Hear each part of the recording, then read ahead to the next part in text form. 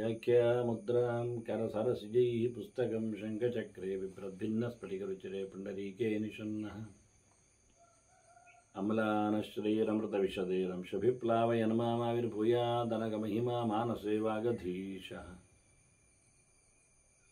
नमस्ते प्राणेश प्रणतविभवाय निमगाः नमः स्वामिन् रामप्रियतमनमन् कुरुगुण नमस्तुभ्यं भीमप्रबलतमकृष्णेष्ट भगवन् नमः श्रीमन्मध्वप्रदिश सुदर्शन्नो जय जय श्रीगुरुभ्यो नमः नारायणं सुरगुरुं जगदेकनाथं भक्तप्रियं सकललोकनमस्कृतं च त्रैगुण्यवर्जितमजं विभुमाद्यमीशं वन्दे भवग्नम् अमरासुरसिद्धवन्द्यं नारायणं नमस्कृत्य नरं चैव नरोत्तमं देवीं सरस्वतीं व्यासं ततो जयमुदीरये ವೇದವ್ಯಾಸರ ಮಹಾಭಾರತದ ಚಿಂತಕರಿಗೆ ವಂದನೆಗಳು. ಶಾಂತಿ ಪರ್ವದ 357ನೆಯ ಪ್ರವಚನ. ವ್ಯಾಸರ ಉಪದೇಶದ ಮಾತುಗಳು, ವಿಶೇಷವಾಗಿ ಶುಕನಿಗೆ ಅದನ್ನು ಉದ್ಧಾರ ಮಾಡಿರತಕ್ಕಂತಹ ಭೀಷ್ಮರು ಧರ್ಮರಾಜನಿಗೆ ಯುದ್ಧಾನಂತರದ ಹೊತ್ತಿನಲ್ಲಿ ಸಮಾಧಾನಕ್ಕಾಗಿ ಮೋಕ್ಷ ಧರ್ಮ ಅಂತ ಹೇಳುತ್ತಾ ತಿಳಿಸಿಕೊಡುತ್ತಾ ಇದ್ದಾರೆ. ಸಾಧನೆಯ ಹಂತಗಳಲ್ಲಿ ದೇವರ ಇರವಿನ ಬಗ್ಗೆ ಕೆಲವು ಮಾತುಗಳನ್ನು ಹೇಳುತ್ತಾ, ತೈಷ್ಟೈಷಃ ಕುರುತೆ ಕಾರ್ಯಂ ಮನಃಷಷ್ಟೈಃ ಇಹ ಇಂದ್ರಿಯೈ.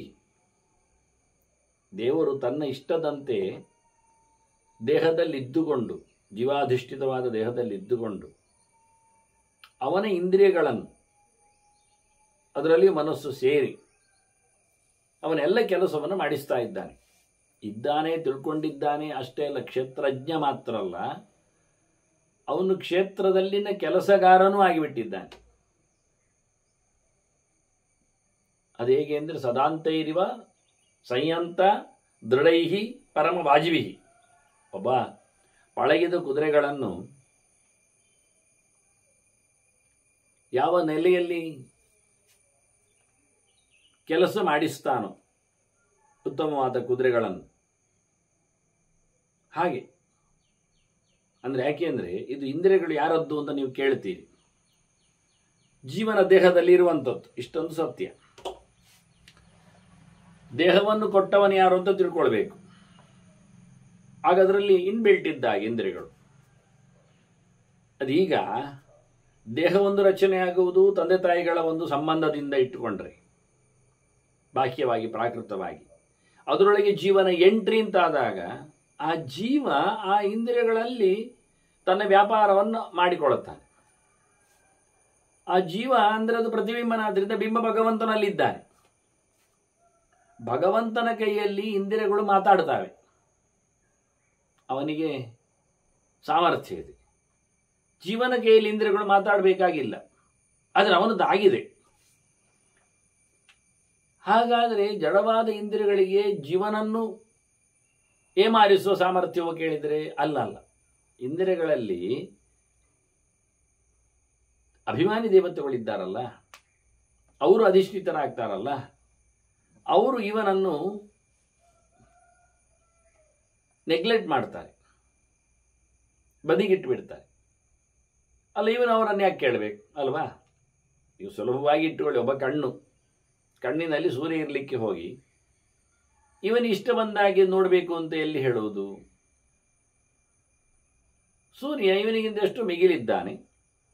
ಇವನ ಆರ್ಡರನ್ನಾಗಲಿ ಇವನ ಪ್ರಯತ್ನವನ್ನಾಗಲಿ ಅವನು ನಗಣ್ಯ ಮಾಡ್ತಾನೆ. ನಾವೇನು ಮಾಡಬೇಕಾಗ? ಸೂರ್ಯನನ್ನು ಮಾತಾಡಿಸಬೇಕು. ಅವನ ಅನುಗ್ರಹ ಮಾಡಿಕೊಂಡ್ರೆ ಅವನು ನಮಗೆ ಬೇಕಾದ ಹಾಗೆ ನಡೆಸ್ತಾನೆ. ಹೀಗಾದರೂ ಕೆಲವೊಮ್ಮೆ ಆ ಸೂರ್ಯನು ಅಂಡರ್ ಕಂಟ್ರೋಲ್ ಪ್ರಾಣ. ಉಸಿರಾಟ ಸಮಯ ಇದ್ದರೆ ತಾನೇ ಕಣ್ಣು ಮಾತಾಡೋದು. ಹೌದು, ಅದನ್ನ ಪ್ರಾಣನನ್ನು ಸಹ ನಿಯಂತ್ರಿಸುವವ ಅವ ಭಗವಂತ. ಹೀಗಾಗಿ ಉತ್ತರೋತ್ತರವಾಗಿ ಭಗವಂತ ಎಲ್ಲ ಇಂದ್ರಿಯಗಳಂದ್ರೆ ಅವನ ಕೈಯಲ್ಲಿ ಎಲ್ಲರೂ ಟೇಮ್ಡ್ ಹಾರ್ಸಸ್ ಇದ್ದ ಹಾಗೆ ಈಗ ಅವನ ಕೈಯಲ್ಲಿ. ನಮ್ಮ ಕೈಯಲ್ಲಿ ಇಲ್ಲ. ನಮ್ಮ ಕೈಯಲ್ಲಿ ಕೆಲವೊಮ್ಮೆ ಕುದುರೆಗಳು ನಮ್ಮನ್ನು ಹೇಳ್ಕೊಂಡು ಹೋದಾವು, ಕೆಲವೊಮ್ಮೆ ನಾವು ಕುದುರೆಗಳನ್ನು ಓಡಿಸಿಬಿಟ್ಟಾವು. ಆದ್ರೆ ನಾವು ಅಂದಾಗ ಸುಮಾರು ಜನ ಇದ್ದಾರೆ ಇಲ್ಲಿ. ತತ್ವಾಭಿಮಾನಿಗಳು ಇದ್ದಾರೆ, ಪ್ರಾಣನೂ ಬರ್ತಾನೆ, ಜೀವನೂ ಸೇರ್ತಾನೆ. ಇನ್ನು ಕೆಲವೊಮ್ಮೆ ಬಾಕಿ ಜೀವರು ಸೇರ್ತಾರೆ. ಅದು ಹೇಗೆ ಅಂದರೆ ಉಳಿದವರ ಮೇಲೆ ಫೋರ್ಸ್ ಮಾಡಿಕೊಂಡು ಈಚೆ ನೋಡ್ಬೇಕವ, ಅವನಿಗೆ ನೋಡಬೇಕು ಅಂತ ಇಷ್ಟ ಕಾಣುವುದಿಲ್ಲ. ಆದರೆ ಅವ ಇನ್ನೊಬ್ಬ ಮಂಡೆಯನ್ನು ತಿರುಗಿಸಿದ್ರೆ, ಈಗ ನೋಡಿ ತತ್ವಾಭಿಮಾನಿಗಳು ಅಲ್ಲ, ಈಗ ಒಳಗಿನ ಫೋರ್ಸು ಅಲ್ಲ, ಇದು ಬಾಕಿ. ಮಗುವನ್ನು ನಾವು ಹಾಗೆ ಮಾಡೋದಲ್ವಾ, ಮಗುವನ್ನು ಚಪ್ಪಾಳೆ ತಟ್ಟಿ ಈಚೆ ನೋಡು, ಅಲ್ಲಿ ಅಜ್ಜ ಬಂದದ್ದು, ಇಲ್ಲಿ ಪಿಜಿ ಬಿದ್ದದ್ದು ಎಲ್ಲ ಹೇಳೋದಿಲ್ವಾ, ಪ್ರಯೋಜನ ಏನಾಯಿತು? ಹಾಗೆ ನಮ್ಮ ಇಂದ್ರಿಯಗಳನ್ನು, ನಮ್ಮ ಮಾತುಗಳನ್ನು, ನಮ್ಮ ಯೋಚನೆಗಳನ್ನು ಇವನ್ನೆಲ್ಲ ಇನ್ನೊಬ್ಬರು ಏಮಾರಿಸುವುದುಂಟು, ಎಗರಿಸುವುದುಂಟು, ಎಳೆದಾಡುವುದುಂಟು. ಆದರೆ ಎಲ್ಲದಕ್ಕೂ ದೇವರು ಲೂಸ್ಬಿಟ್ರೆ ಆದರೆ ಎಲ್ಲವೂ ಭಗವಂತನ ಕೈಯಲ್ಲಿ ಇದೆ ಅಂತ ಹೇಳುತ್ತಾ ಬಹಳ ಚಂದವಾಗಿ ಇದೇ ವಿಷಯವನ್ನು ಸುಮಾರು ಕಡೆಯಲ್ಲಿ ಉಪನಿಷತ್ತು ಮಾತಾಡಿದೆ.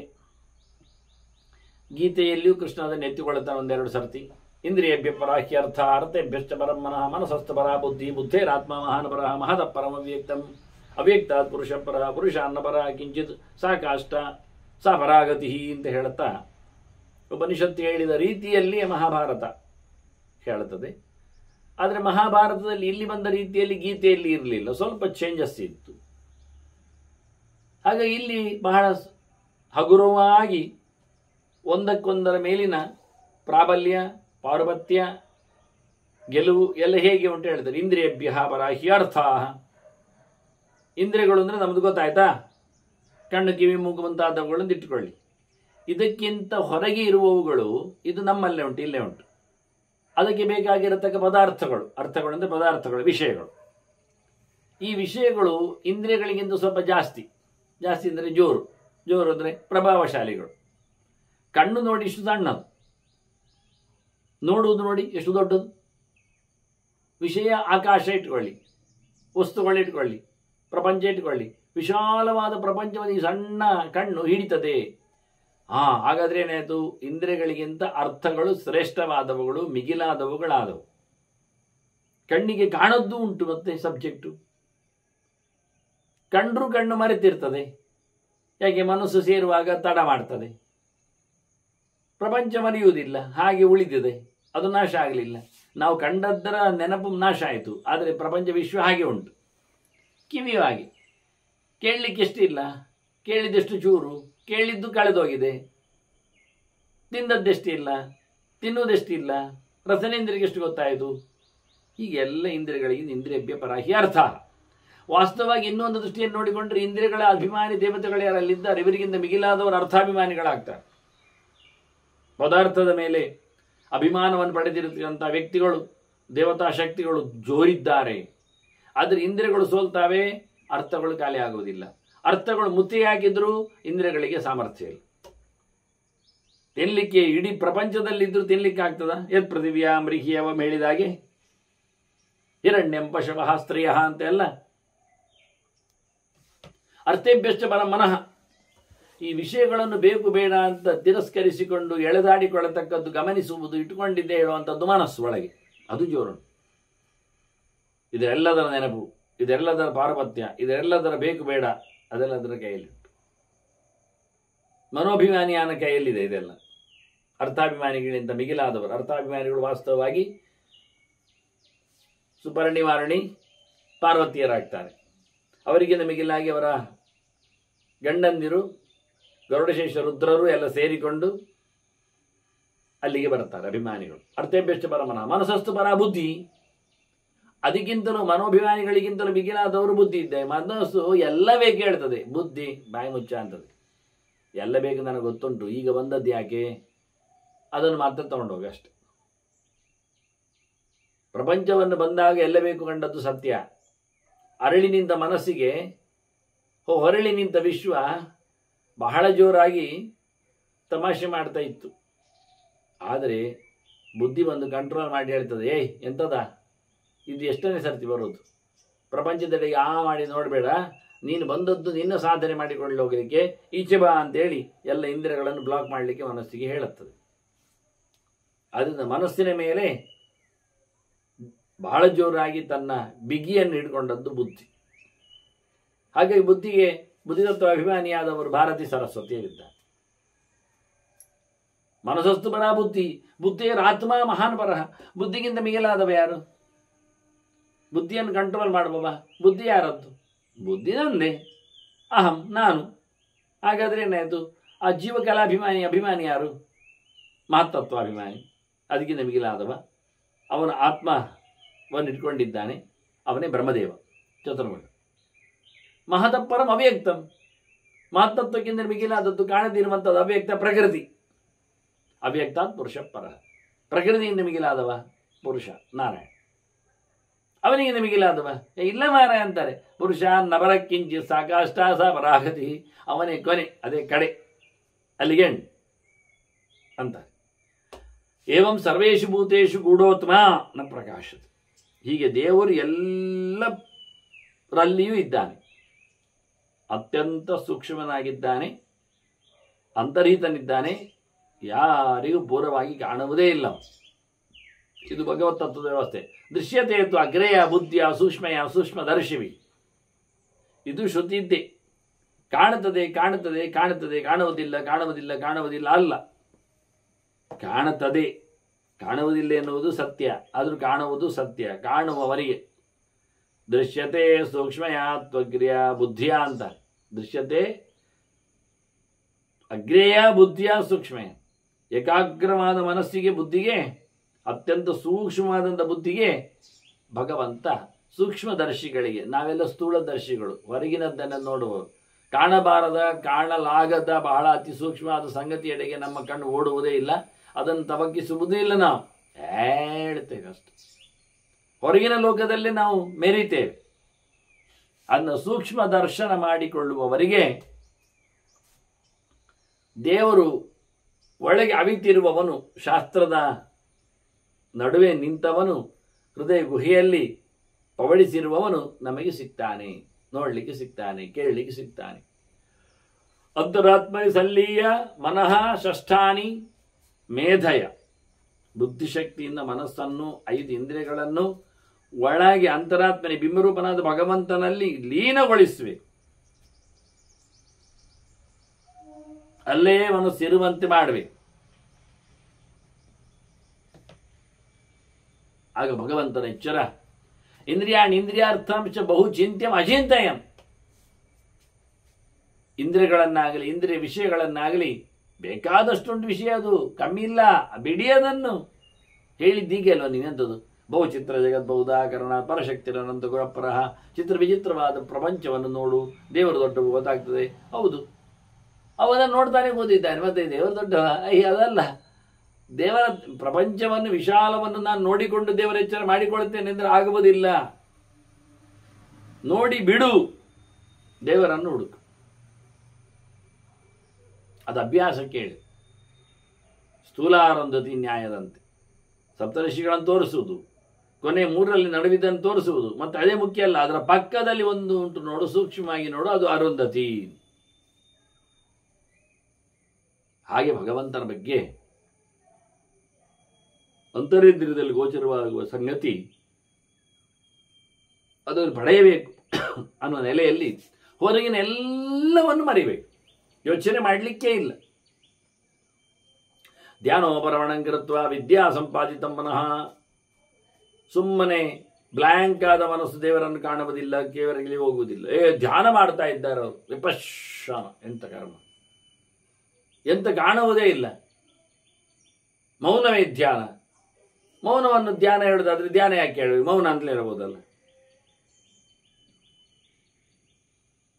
ಅವನು ತಾನು ಒಳಗೆ ಕೂತು ದೇವರನ್ನು ಚಿಂತನೆ ಮಾಡಲಿಕ್ಕೆ ಕೊಡೋದು ಹೇಗೆ ಧ್ಯಾನ ಇರ್ತದೆ, ಚಿಂತಾಯ. ಹಾಗಾಗಿ ಬೇಕಾಗಿರೋದಕ್ಕೆ ಮೆಟೀರಿಯಲ್ ಹೇಳಿಕೊಂಡು ನಾವು ಯೋಚನೆ ಮಾಡ್ತಾ ಎಲ್ಲಿಂದ ತರುವ, ಏನು ಹಾಕೊಳ್ಳುವ, ಏನು ಇಟ್ಕೊಳ್ಳುವ, ಅದೆಲ್ಲ ಬೇಡ. ನೇರ ಭಗವಂತನ ಎಚ್ಚರ ಆಗಲಿಕ್ಕೆ ಕಾರಣ ಧ್ಯಾನೇನ. ಧ್ಯಾನದಲ್ಲಿ ಭಗವಂತನನ್ನು ಧ್ಯಾನೋಪರ ಅಣಂ ಕೃತ್ವ, ಅದೇ ಆರಾಮ. ವಿದ್ಯಾ ಸಂಪಾದಿತ. ಯಾವುದು ವಿದ್ಯೆ? ಯಾವ ವಿದ್ಯಾ ಸಾ ವಿಮುಕ್ತಯೇ ಅಂತ ಹೇಳಿ ಇಲ್ಲಿದ್ದ ಬಿಡುಗಡೆ ಕೊಡುವುದೇ ವಿದ್ಯೆ. ಅದರಿಂದ ಚೆನ್ನಾಗಿ ಗಟ್ಟಿಯಾಗಿದ್ದಾನೆ. ಹಾಗಾಗಿ ಮನಸ್ಸನ್ನು ಧ್ಯಾನಕ್ಕೆ ನಿಲ್ಲಿಸಿ ಅನಿಶ್ಚರ ಪ್ರಶಾಂತಾತ್ಮ ತಥೋರ್ಚತಿ ಅಮೃತಂ ಪದಂ. ಒಂದು ಚೂರು ನಲುಗದೆ, ಚರನಾಗದೆ, ನಿಶ್ಚಲನಾಗಿದ್ದುಕೊಂಡು ಮನಸ್ಸು ಸುಂದರವಾಗಿ ಸಮಾಧಾನದಲ್ಲಿ ಭಗವಂತನ ಹತ್ತಿರದಲ್ಲಿ ಅದು ಸಂಪರ್ಕವನ್ನು ಪಡೆದಿದ್ದು ಧ್ಯಾನದ ನೆಲಕ್ಕೊಂಡಾಗ ಅವನು ಖಂಡಿತವಾಗಿಯೂ ಅಮೃತ ಪದವಿಯನ್ನು, ಶಾಶ್ವತ ಲೋಕವನ್ನು, ನಾರಾಯಣನ ಮಂದಿರವನ್ನು ಅವನು ಪಡೀತಾನೆ ಅಂತ. ಇಂದ್ರಿಯಗಳನ್ನೆಲ್ಲ ಬೇಕಾಬಿಟ್ಟಿಯಾಗಿ ಹೋಗ್ಲಿಕ್ಕೆ ಬಿಟ್ಟಿದ್ರೆ, ಅವನ ಮನಸ್ಸು ಚಂಚಲವಾಗಿದ್ರೆ ಅವನ ದೇವರಳಿಗೆ ಬರುವುದಿಲ್ಲ. ಇಂದ್ರಿಯಾಣಾಮಿ ಸರ್ವೇಶಾಂ ವಶ್ಯಾತ್ಮ. ಇವ ಇಂದ್ರಿಯಗಳಿಗೆ ವಶ, ಇಂದ್ರಿಯಗಳು ಇವನ ವಶ ಇಲ್ಲ. ಹಾಗೊಂದೊಮ್ಮೆ ಆಗಿಬಿಟ್ಟರೆ ಅವನ ಮನಸ್ಸು ಮಂಡೆ ಹಾಳಾಗ್ತದೆ, ಚರಿತಸ್ಮೃತಿ ನೆನಪಿನಂಗಳ ಖಾಲಿ ಆಗ್ತದೆ, ಉಪಯೋಗಕ್ಕೆ ಬರುವುದಿಲ್ಲ. ಆ ರೀತಿಯಾಗಿ ಆದವನು ಮತ್ತೆ ಎಂದು ಭಗವಂತನಡೆಗೆ ಸಾಗುವುದಿಲ್ಲ. ಆತ್ಮನಃ ಸಂಪ್ರದಾನೇನ ಮರ್ತ್ಯೋ ಮೃತ್ಯುಂ ಅವಾಪ್ನೋತಿ. ಮನುಷ್ಯ ಮರಣ ಧರ್ಮದವ, ಮರಣವನ್ನೇ ಪಡಿತಾನೆ. ತನ್ನಲ್ಲಿ ಶುದ್ಧತೆಯನ್ನು ಕಾಪಾಡಿಕೊಳ್ಳುವುದಿಲ್ಲ. ಹಾಗಾಗಿ ಅವನಲ್ಲಿ ಒಂದು ರೀತಿಯಿಂದ ಆತ್ಮವಶ್ಯ ಅಲ್ಲದವನಲ್ಲಿ ಪೂರ್ಣ ಪ್ರಮಾಣದಲ್ಲಿ ಸಾವು ಬರ್ತದೆ. ಅವನು ಮರಣ ಧರ್ಮದಲ್ಲಿ ಇರಲಿಕ್ಕೆ ಹೋಗಿ ಮರಣವೇ ಅವನನ್ನು ಹಿಡಿದು ಹಾಕ್ತದೆ, ಬಚಾವ್ ಆಗುವುದಿಲ್ಲ. ಅವನು ಹಿತ್ವಾತು ಸರ್ವಸಂಕಲ್ಪಾನ್ ಜಹಾತೀಹ ಶುಭಾಶುಭಂ. ಏನು ಬೇಕುಗಳನ್ನು ಯೋಚನೆ ಮಾಡಿಕೊಳ್ಳದೆ, ಕಮಿಟ್ಮೆಂಟ್ ಇಲ್ಲದೆ, ಯಾವುದರ ಆರಂಭವೂ ಇಲ್ಲ, ಹಾಗೆ ಇದ್ದುಕೊಂಡವ ಬರುವ ತನ್ನ ಬದುಕಿನಲ್ಲಿ ಒಳಿತಿರಲಿ ಕೆಡುಕಿರಲಿ ಅದೆಲ್ಲವನ್ನು ತೊರೆದಿಟ್ಟು ಯಾರಿರ್ತಾನೆ ಪ್ರಸನ್ನನಾಗಿ ಉಂಟು.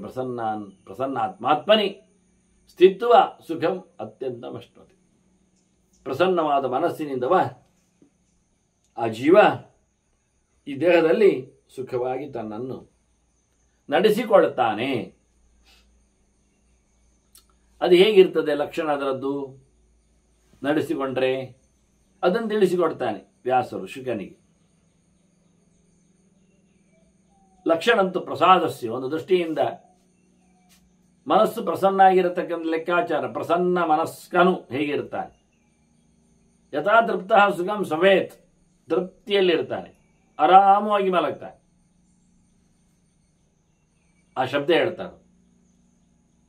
ಗಡದ್ದಾಗಿ ನಿದ್ದೆ ಮಲಗಿದಾಗ ಬರುವವನಿಗೆ ಏನು ಉಳಿದಿಲ್ಲ ಅಂತ ಅರ್ಥ ಮಾಡಲಿಕ್ಕೆ.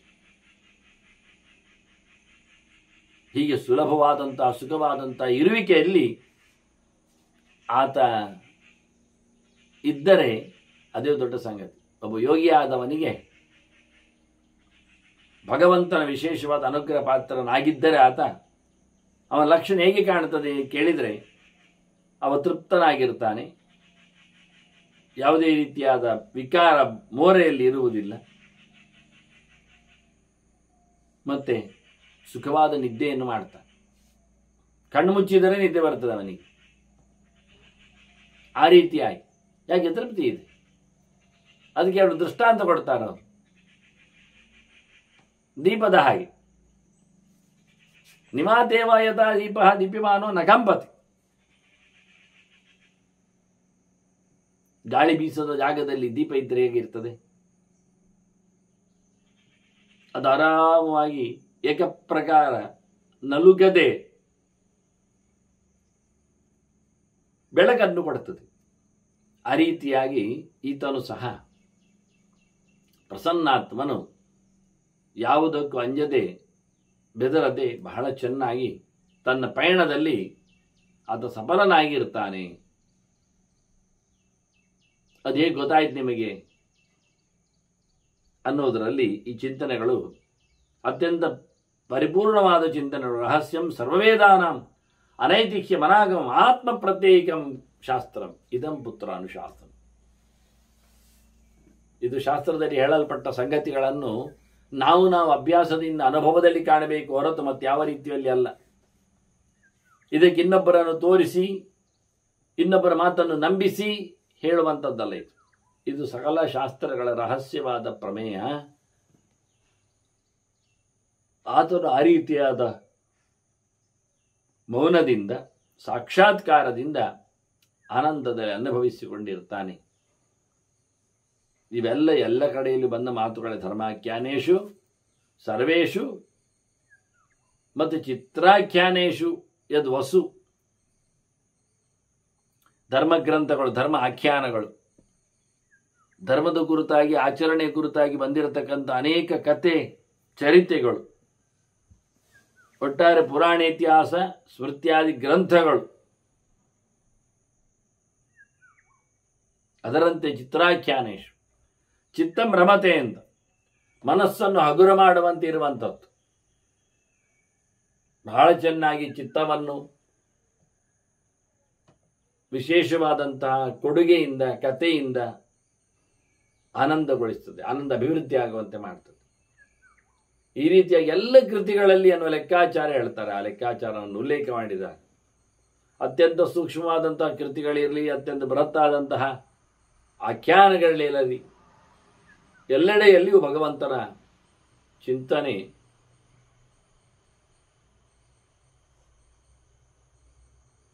ವೇದಮಂತ್ರಗಳು ಕಂಡತ್ತು. ದೃಶಾಯಿತ ಋಕ್ ಸಹಸ್ರಾಣಿ, ಸಾವಿರಗಟ್ಟಲೆ ಮಂತ್ರಗಳನ್ನು, ಸಾವಿರಾರು ಮಂತ್ರಗಳನ್ನು ಪ್ರತ್ಯಕ್ಷ ನೋಡಿದ್ದಾರೆ. ಇದನ್ನೆಲ್ಲ ನಾವು ಪ್ರತ್ಯಕ್ಷ ನೋಡಿದ ಮಾತುಗಳನ್ನೆಲ್ಲ ಕಡೆದು ತೆಗೆದಾಗ ಸಿಕ್ಕಿತು ಅಮೃತ. ಇದು ನಿರ್ಮತ್ಯೇದಂ, ನಿರ್ಮರ್ಥ್ಯ ಅಮೃತಂ ಉದ್ಧೃತಂ. ಎಲ್ಲ ಶಾಸ್ತ್ರಗಳು, ವ್ಯಾಖ್ಯಾನಗಳು, ಉಪನ್ಯಾಸಗಳು, ಸ್ಮೃತಿಗಳು, ಗ್ರಂಥಗಳು ಎಲ್ಲವೂ ವೇದ ರಾಮಾಯಣ ಈಚೆವೆ ಹೇಳಿದ ಹಾಗೆ ಭಗವಂತನ ಚಿಂತನೆಯನ್ನು ಹೇಳ್ತದೆ. ಅದು ವ್ಯಕ್ತಿಗೆ ತನ್ನ ಅನುಭವದಿಂದ ಮಾತ್ರವೇ ಗೋಚರ ಆಗತಕ್ಕ ಸಂಗತಿಗಳಾಗ್ತವೆ. ನಮನೀತಮೆತಾದದ್ನಃ ಕಾಷ್ಟಾದಗ್ನೇಯಥೇವಚ. ನಾವು ಮೊಸರಿನಿಂದ ತುಪ್ಪ ತೆಗೆದ ಹಾಗೆ, ಬೆಣ್ಣೆಯಿಂದ ತುಪ್ಪ ಕಡೆದು ತೆಗೆದ ಹಾಗೆ, ಕಟ್ಟಿಗೆಯಿಂದ ಬೆಂಕಿಯನ್ನು ಅರಳಿಸುವಂತೆ ಕಾಷ್ಟಾದಗ್ನಿ ಜಾಯತೆ ಮಧ್ಯಮಾನಾತ್ ಅಂತ ಘರ್ಷಣೆ ಮಾಡಿದಾಗ ಬೆಂಕಿಯನ್ನು ಕಟ್ಟಿಗೆಯಲ್ಲಿ ತರಲಿಕ್ಕೆ ಬರುತ್ತದೆ. ಕಟ್ಟಿಗೆಯಲ್ಲಿ ಇಲ್ಲ, ಕಟ್ಟಿಗೆಯಲ್ಲಿ ಬೆಂಕಿ ಕಾಣುವುದಿಲ್ಲ. ಕಂಡಿದ್ದರೆ ಕಟ್ಟಿಗೆ ಇರುವುದಿಲ್ಲ, ಸುಟ್ಟೋಗಿರ್ತದೆ. ಯಾವುದು ಎಲ್ಲಿ ಯಾವುದನ್ನು ಸುಟ್ಟಾಗ್ತದೆ ಅದೇ ತಾನು ತನ್ನ ಗರ್ಭದಲ್ಲಿಟ್ಟುಕೊಂಡು ಹೊರಗೆ ಕೊಡ್ತದೆ. ನೋಡಿ, ಅಗ್ನಿ ಜನನಾಗುವುದು ಕಟ್ಟಿಗೆಯಿಂದ. ಅಲ್ಲೇ ಕಟ್ಟಿಗೆಯನ್ನು ಮುಗಿಸಿ ತಾನು ಇಲ್ಲ ಆಗ್ತದೆ, ಮರೆ ಆಗ್ತದೆ. ಹಾಗೆ ತುಪ್ಪವನ್ನು ತೆಗೆಯುವುದು, ಅದನ್ನು ಶ್ವೇತಾಶ್ವತನ ಹೇಳಿತ್ತಲ್ಲ, ಘೃತಮೇವ ವಯಸ್ಸಿನ ಶಿಕ್ತಂ ಭೂತೇ ಭೂತೇ ಚ ವಸತಿ ವಿಜ್ಞಾನಂ ಸತತಂ ಮಂಥಯಿತವ್ಯ ಮನಸ ಮಂಥಾನ ಭೂತೇನ ಅಂತ. ಬೆಣ್ಣೆಯ ಕಣದಲ್ಲಿಯೇ ತುಪ್ಪದ ಪಸೆ, ಹಾಲಿನ ಬಿಂದುವಿನಲ್ಲೇ ತುಪ್ಪದ ರಸ. ಆದರೆ ಕಡಿಯಬೇಕು, ಬಿಸಿ ಮಾಡಿ ಹೆಪ್ಪುವಾಗಿ ತಣಿಸಿ ಕಡಿಲಿಕ್ಕೆ ಉಂಟು, ಆಗ ತೆಗೆಯಲಿಕ್ಕೆ ಉಂಟು. ಈಗ ತಾನೇ ಬಂದಂತಹ ಬೊಳ್ಳೆ ತುಪ್ಪ. ಅದರಂತೆ ಶಾಸ್ತ್ರದಿಂದ ಇದನ್ನೆಲ್ಲ ಪಡಿಬೇಕು. ತಥೈವ ವಿದುಷಾಜ್ಞಾನಂ ಪುತ್ರಹೇತೋ ಸಮುದ್ರತಂ. ತಿಳಿದವರು ಪಡೆದ ನಾಲೆಜ್ ಇದೆ. ಇದು ನಿನಗಾಗಿ ಕಾರಣಗಳ ಕೋಟಿಯಿಂದ ಇದನ್ನು ಉದ್ಧೃತ ಮಾಡಿದ್ದೇನೆ, ತಂದು ಕೊಟ್ಟಿದ್ದೇನೆ. ಪುತ್ರ ಅಂತ ಕರೀತಾನೆ. ಮಗ, ನಿನಗೆ ಕಾರಣಗಳ ಸರಮಾಲೆಯಿಂದ ಇವನ್ನೆಲ್ಲ ತೋರಿಸಿಕೊಟ್ಟಿದ್ದೇನೆ, ಎತ್ತಿ ಹಾಕಿದ್ದೇನೆ. ಇದನ್ನೆಲ್ಲ ಯಾರ್ಯಾರಿಗೆಲ್ಲ ಹೇಳಲಿಕ್ಕೆ ಹೋಗಬಾರದು. ಸಾಧಕಾನಾಮಿದಂ ಶಾಸ್ತ್ರಂ ವಾಚ್ಯಂ ಪುತ್ರ ಅನುಶಾಸನಂ. ಇದನ್ನು ಯಾರಿಗಾದರೂ ಉಪದೇಶಕ್ಕೆ, ಸಂದೇಶಕ್ಕೆ ನಡೆಸಬೇಕು ಅಂತ ಹೇಳಲಿಕ್ಕೆ ಶಾಸನ ಅಂತ ಅರ್ಥ, ಆರ್ಡರ್ ಇದ್ದಾಗ. ಅದು ಯಾರಿಗೆ ಕೇಳಿದರೆ ಮುಖ್ಯವಾಗಿ ಓದಿದವರಿಗೆ ಇದು ರಹಸ್ಯವನ್ನು ಹೇಳಬೇಕು. ಸ್ನಾತಕಾನಾಂ,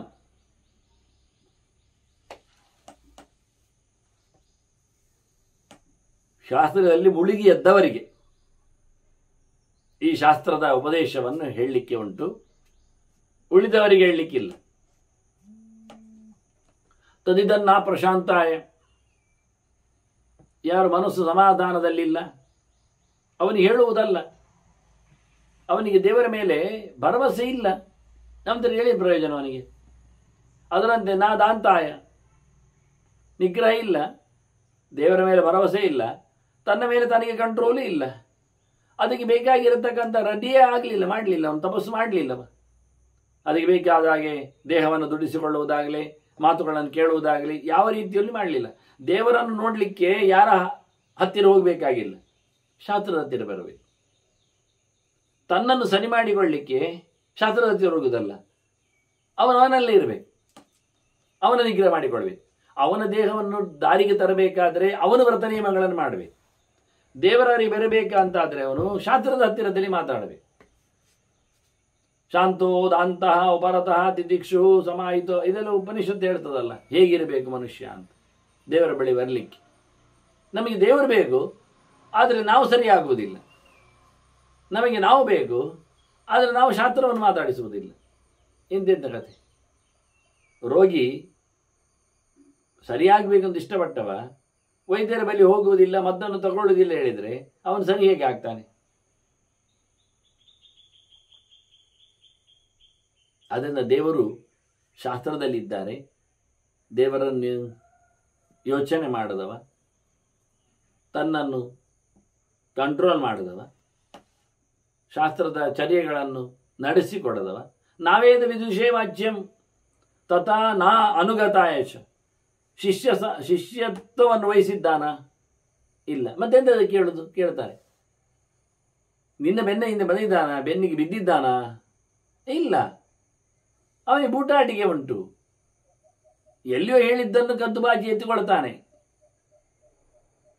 ಹತ್ತಿರ ಬರುವುದಿಲ್ಲ, ಕೈ ಕಟ್ಟುವುದಿಲ್ಲ, ತಲೆ ಬಗ್ಗಿಸುವುದಿಲ್ಲ. ಈ ರೀತಿಯಾದವ. ಇಂಥವ್ರು ಹೇಳಬೇಡ ಅಂದ ನೋಡಿ. ಹಿಂದೆಲ್ಲ ಹೇಳಬಾರದು ಅಂತ ಎಷ್ಟು ಗಟ್ಟಿಯಲ್ಲಿ ಹೇಳಿದ್ದಾರೆ ನೋಡಿ. 10 ಕಾರಣ ಕೊಟ್ಟಿದ್ದಾರೆ ಹೇಳಬಾರದು ಹೇಳೋದಕ್ಕೆ. ನಾ ಪ್ರಶಾಂತಾಯ, ನಾ ಅದಾಂತಾಯ, ನಾ ಅತಪಸ್ವಿನಿ, ಮತ್ತೆ ನಾ ಅವೇದ ವಿದುಷೆ. ಓದಿಕೊಳ್ಳದವನಿಗೆ ಇದೆಲ್ಲ ರಹಸ್ಯ ವಿಷಯ. ಓದಿಕೊಳ್ಳದವನಿಗೆಲ್ಲ ಸ್ವಲ್ಪ ಓದಿಕೊಳ್ಳಿ ಅವನು, ಆಗ ಅವನಿಗೆ ಎಂತೆಲ್ಲ ಬೇಕು ಅಂತ ಕಾಣ್ತದೆ. ಅದು ಅಂಥವರಿಗೂ ಕೊಡಬೇಡ. ಅದರೊಟ್ಟಿಗೆ ಶಿಷ್ಯ ಪ್ರವೃತ್ತಿಯನ್ನು ಮಾಡದವನಿಗೆ ಅವನದ್ದು ಕೋದಂಟಿ. ಕೇಳ್ತಾನೆ, ತಿಳ್ಕೊಳ್ತಾನೆ, ಕಲಿತಾನೆ, ಆದರೆ ನಾನು ಅವರಲ್ಲಿ ಕಲ್ತದ್ದಲ್ಲ. ಮತ್ತೆ ಅದು ಅವರಿಗೆ ಉಳಿಸಿದ್ದು, ನಾನು ಬ್ಯಾಚಿದ್ದು ಅಂತ ಹೇಳಿದಾಗೆ. ಇದಂತ ಕರ್ಮವ? ಅವ್ರು ಬಾಯಲ್ಲಿ ಹೇಳ್ತಾ ಇದ್ರು, ನಾನಾಗಿ ಕೇಳಿಕೊಂಡು ಬಂದದ್ದು ಅಷ್ಟೇ. ಅದೆಂತ ವಾದ್ಯ ವಿಶೇಷವ ಹಾಗೆ ಹೇಳಲಿಕ್ಕೆ ಆಗ್ತದೆ? ಅದೆಲ್ಲ ವಾದ್ಯದ ಓದ್ತಾ ಇದ್ರು ವಾದ್ಯವನ್ನು ಕೇಳಿಕೊಂಡು ನಮಗೆ ಓದಲಿಕ್ಕೆ ಬರ್ತದೆ ಹೇಳುದ?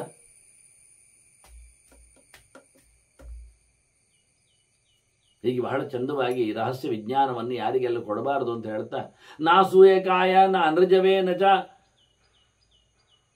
ಅನಿರ್ದಿಷ್ಟ ಕಾರ್ಯನೇ. ಇನ್ನು ಹೇಳ್ತಾನೆ, ಹೇಳಿದ್ದು ಮಾಡೋದಿಲ್ಲ, ಅವನೆಂತ ಕೊಡೋದು ಕೇಳ್ತಾನೆ.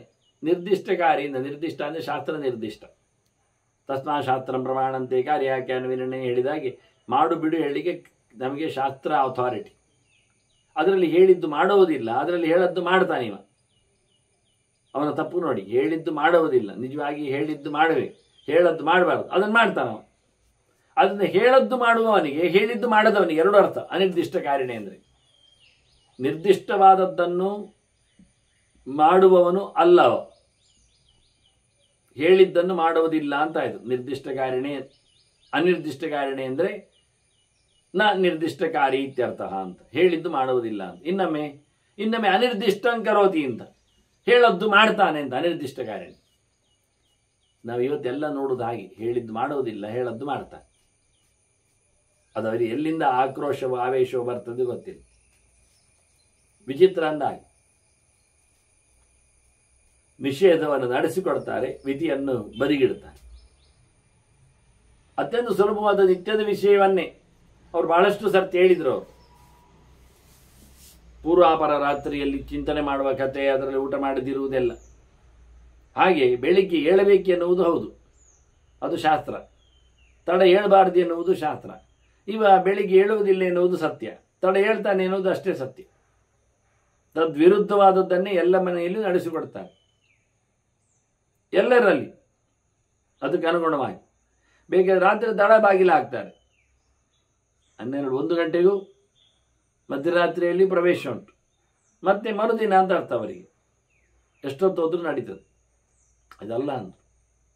ಆ ರೀತಿಯಾಗಿ ಹೇಳಿದ್ದು ಮಾಡದವನಿಗೆ, ಹೇಳದ್ದು ಮಾಡುವವನಿಗೆ ಕೊಡಬೇಡ ಮಾರಾಯ ಅಂತಾರೆ.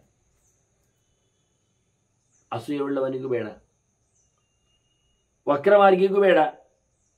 ನಮಗೆ ಈಗ ನೋಡಿ ಬಹಳ ಕಷ್ಟ. ರುಜು ಅಲ್ಲದವನಿಗೆ ಕೊಡಬೇಡ ಅಂತ ಹೇಳಿದ ನಂತರ ರುಜುಗಳನ್ನು ಹುಡ್ಕೊಂಡು ಹೋಗ್ಬೇಕು ಅಂತ ಹೇಳಲಿಕ್ಕೆ. ಎಲ್ಲಿದ್ದಾರೆ ರುಜುಗಳು? ರುಜುಗಳು ಎಲ್ಲೇ ಇದ್ದಾರೆ? ಎಷ್ಟು ಜನ ಇದ್ದಾರೆ? 100 ಜನ ಅಂತ ಇದ್ದಾರೆ ಹೆಸರಿನಲ್ಲಿ, ಇಲ್ಲಾಂದ್ರೆ 100 ಜನ ಹೆಚ್ಚಿದ್ದಾರೆ.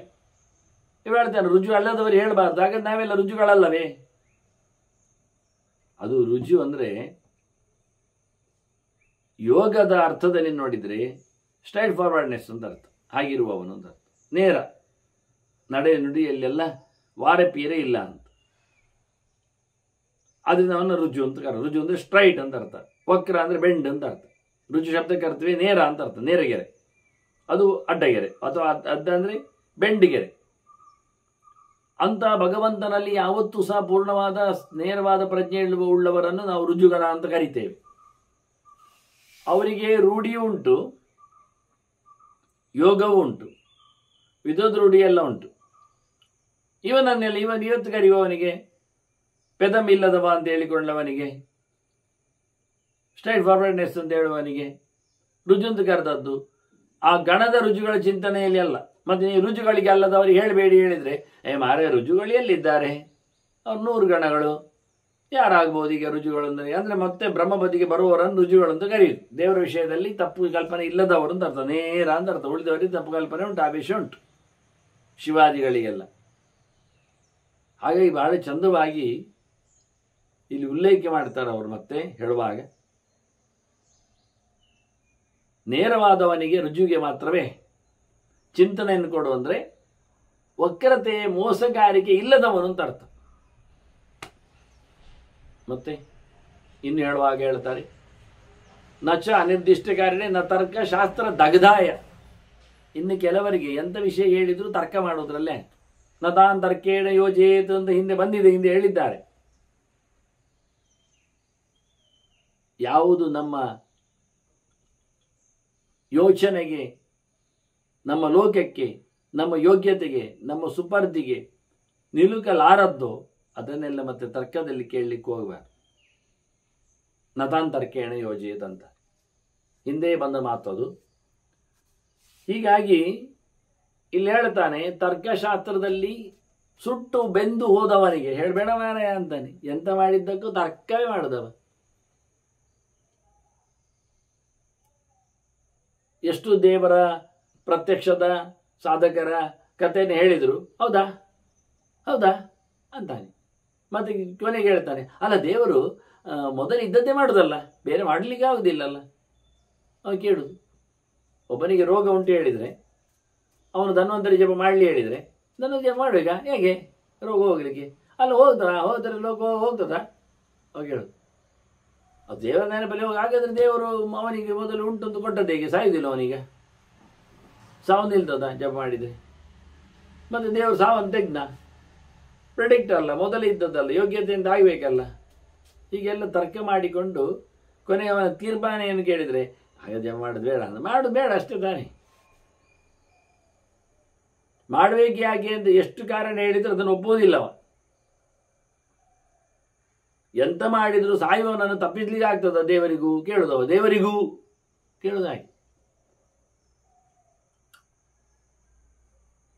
ಸ್ವಭಾವದಂತೆ ನಡೀತದೆ ಅಂದ ನಂತರ ಅದನ್ನು ಮತ್ತೆ ಬದಲಿಸುವುದೇನು? ಈಗ ಬುಗುರಿ ಅದು ತಿರುಗ್ತದೆ, ಹೀಗೆ ಇಷ್ಟು ತಿರುಗ್ತದೆ ಅಂತ ಅದರ ಫೋರ್ಸಿಗೆ, ಅದರ ಲೆಕ್ಕಾಚಾರಕ್ಕೆ. ಅದಕ್ಕಿಂತ ಅದು ತಿರುಗ್ತದ? ಇಲ್ಲ. ಅದು ತಿರುಗಿಕೊಂಡೇ ಇರ್ತದ? ಇಲ್ಲ. ಅದು ಬೀಳ್ತದೆ, ಬೀಳ್ಬೇಕದು. ಹಾಗೆ ಬುಗುರಿಯನ್ನು ದೇವರು ತಿರುಗಿಸಿ ಬಿಟ್ಟಿದ್ದಾನೆ. ಅದು ಯಾವತ್ತೂ ಅದರ ಫೋರ್ಸಿನನ್ನು ಕಟ್ಟಾದಾಗ ಅದು ಬೀಳ್ತದೆ ಅನ್ನೋದು ಖಾತ್ರಿ, ಬೀಳ್ತದೆ. ಅದನ್ನು ಬುಗುರಿ ಬಿಟ್ಟವ ನಿಲ್ಲಿಸ್ತಾನ? ಬೀಳದಂತೆ. ಬೀಳದಂತೆ ಬುಗುರಿಯನ್ನು ಬಿಡ್ತಾನ? ಇಲ್ಲ. ಅದನ್ನ ಬುಗುಳಿಯ ನೇಚರಿಗೆ ಅನುಗುಣವಾಗಿ ಇವನ ಆಟ ಆಯಿತು ಹೊರತು ಇವನ ಕಂಟ್ರೋಲ್ನಲ್ಲಿ ಬುಗುರಿ ಬರಲಿಲ್ಲ ಎನ್ನುವುದನ್ನು ಹೇಳಿಕೊಂಡಾಗಿ ಇವರು ಈಗ ತರ್ಕ ಮಾಡಿ ಮಾಡಿ ಮಾಡಿ ಸಾಯ್ತಾರೆ. ಮಾರ್ಯಾರೆ, ಸಾಯುವುದಲ್ಲಿ ಇನ್ನೊಬ್ಬರನ್ನು ಸುಡ್ತಾರೆ. ಅಂಥವ್ರಿಗೆ ಕೊಡಬೇಡ ಅಂತಾನೆ. ವೇದಾಂತ ಪ್ರಮೇಯಗಳನ್ನೆಲ್ಲ ತಾರ್ಕಿಕರಿಗೆ ಕೊಡಬೇಡ, ಅವರಿಗೆ ಅರ್ಥ ಆಗುವುದಿಲ್ಲ. ಅವರೆಷ್ಟು ಗಮ್ಮತ್ತು ತರ್ಕ ಮಾಡಿದ್ದಾರೆ ಅಂದರೆ, ದೇವರು ಹೇಗಿದ್ದಾರೆ ಕೇಳಿದರೆ, ನಾವು ಯಾರನ್ನಾದ್ರೂ ಕೇಳಿದ್ರೆ ಏನು ಹೇಳ್ತಾರೆ? ಹೇಗಿದ್ದೀರಿ ಕೇಳಿದ್ರೆ ಸುಖವಾಗಿದ್ದೇವೆ ಅಂತಾರಲ್ವ. ನಾವು ಕೇಳುವಾಗಲೇ ಕೇಳ್ತೇವೆ, ಸುಖವಾಗಿದ್ದೀರಾ? ಹೌದು. ಕ್ಷೇಮವೇ? ಕುಶಲವೇ? ದೇವರನ್ನು ಹಾಗೆ ಕೇಳಲಿಕ್ಕಿಲ್ಲವ. ಹೇಗೆ? ದೇವರು ಒಂದು ಸುಖ ಹೇಳಿದರೆ, ದೇವರಿಗೆ ಸುಖ ಉಂಟು ಹೇಳಿದರೆ ದೇವರಿಗೆ ದುಃಖ ಉಂಟಾಗಬೇಕಾಗಿದೆ. ಹೇಗೆ ಲೋಕದಲ್ಲಿ ಕಾಣ್ತದೆ. ಇವತ್ತು ತರ್ಕ ಮಾಡೋದೇ ಹಾಗೆ. ಒಂದು ಕಡೆಯಲ್ಲಿ ಹೊಗೆ ನೋಡಿದ, ಮೂಗಿಗೆ ಬಡಿಯಿತು, ವಾಸನೆಯ ಪರಿಮಳ ಏನಾಗಲಿ ಕಣ್ಣಿಗೂ ಹೊಡೆಯಿತು. ಕೂಡಲೇ ಹೇಳ್ತಾರೆ, ಇದು ಹೊಗೆ ಉಂಟಲ್ಲ ಮಾರ. ಯಾವುದು ಹೊಗೆ ಉಂಟು? ಬೆಂಕಿ ಇರಬೇಕಲ್ಲ. ಹೇಗೆ ಹೇಳ್ತೀನಿ? ಹೌದು, ನಾನು ನೋಡಿದ್ದೇನೆ ಅಡಿಗೆ ಕೋಣೆಯಲ್ಲಿ ಹೊಗೆಯನ್ನು ನೋಡಿದ್ದೇನೆ, ಬೆಂಕಿಯನ್ನು ನೋಡಿದ್ದೇನೆ, ಒಟ್ಟಿಗೆ ನೋಡಿದ್ದೇನೆ. ಹಾಗಾಗಿ ಎಲ್ಲಿ ಎಲ್ಲಿ ಬೆಂಕಿ ಇರ್ತದೆ ಅಲ್ಲಿ ಹೊಗೆ ಇರ್ತದೆ, ಎಲ್ಲೆಲ್ಲಿ ಹೊಗೆ ಇರ್ತದೆ ಎಲ್ಲಿ ಬೆಂಕಿ ಇರ್ತದೆ ಹೇಳ್ತೇನೆ ಅಂತ ಶುರು ಮಾಡ್ತಾನೆ ತರ್ಕ. ಹಾಗಾದ್ರೆ ನನ್ನ ಹತ್ರ ಕೇಳೋದು, ನೀನು ಪೆತ್ತ ನೋಡಿದ್ಯಾ? ನೋಡಿದ್ದೇನೆ. ಅದು ಪ್ರಾಣಿ ಅಲ್ವಾ? ಹೌದು. ಕೊಂಬಿತ್ತ? ಇತ್ತಲ್ಲ. ಹಾಗಾದ್ರೆ ಪ್ರಾಣಿಯಾಗಿ ಕೊಂಬಿತ್ತಲ್ಲ, ಪ್ರಾಣಿ ಇದ್ದಲ್ಲಿ ಕೊಂಬಿತ್ತಲ್ಲ? ಹೌದು, ಕೊಂಬಿತ್ತು. ಮತ್ತೆ ನೀನು ಪ್ರಾಣಿ ಅಲ್ವಾ? ಹಾ, ಕೊಂಬೆಯಲ್ಲಿ? ಕೊಂಬೆಯಲ್ಲಿಯಾ? ಹಾ, ಹೀಗೆ ತರ್ಕದವ ಭಯಂಕರ ಮಾತಾಡ್ತಾನೆ, ಪ್ರಯೋಜನ ಇಲ್ಲ. ಹಾಗಾಗಿ ತರ್ಕದವರಿಗೆ ಕೊಡಬೇಡಿ ಅಂತಾನೆ ವೇದಾಂತ. ತಥೈವ ಪಿಶುನಾಯಚ ಅಂತಾರೆ. ಇನ್ನೊಬ್ಬ ಪಿಶುನ ಇದ್ದಾನೆ, ಅವ ಹಿಡಿಸಿ ಹಾಕುವವ, ಕಿವಿ ತಿನ್ನುವವ, ಮತ್ತೊಬ್ಬರತ್ತು ಚಾಡಿಗಾರ. ಹೇಳ್ಬೇಡ ಅಂತಾನೆ, ಒಳ್ಳೆ ಸುದ್ದಿ ಬೇಡ ಅವನಿಗೆ ಅಂತಾನೆ. ಯಾಕೆ? ಅವನು ಯಾವ ಸುದ್ದಿಯನ್ನು ಇನ್ನೊಬ್ಬರಿಗೆ ಮುಟ್ಟಿಸದೆ ಕೂತ್ಕೊಳ್ಳೋದಿಲ್ಲ. ಒಬ್ಬ ಹೇಳ್ತಾನೆ ಎಂತ ಅಂದರೆ, ಯಾವುದೇ ಸೊತ್ತುಗಳನ್ನೆಲ್ಲ ಹೊರಗಿಡಬೇಡ. ಯಾಕೆ? ಇದು ಹಜಾಮರ ಊರು ಅಂತ. ಅವರಿಗೆ ಇಲ್ಲಿ ಯಾವತ್ತೂ ಚೂರಿ ಇರ್ತದೆ, ಕೆತ್ತದ ಇರ್ತಾರೆ ಅವರು. ಹಾಗಾಗಿ ಅಜಾಮರ ಊರಿನಲ್ಲಿ, ಅಜಾಮರು ಅಂದರೆ ಭಂಡಾರಿಗಳು, ಅವರು ಊರಿನಲ್ಲಿ ಯಾವುದೇ ಪದಾರ್ಥಗಳನ್ನು ಸಿಗುವಾಗಿ ಇಡಬೇಡ ಇರ್ತಾರೆ. ಯಾಕೆ? ಅವ್ರು ಅವನ ಕೈಯಲ್ಲಿ ಯಾವತ್ತು ಬಾಳಿರ್ತದೆ ಎಲ್ಲವನ್ನು ಅವನು ಶಾರ್ಪ್ ಮಾಡ್ತಾ ಇರ್ತಾನೆ, ಅರಿತಾ ಇರ್ತಾನೆ. ಅವನಿಗೆ ಸಿಕ್ಕಿದ್ರಲ್ಲಿ ಕೆತ್ತುವುದೇ ಕೆಲಸ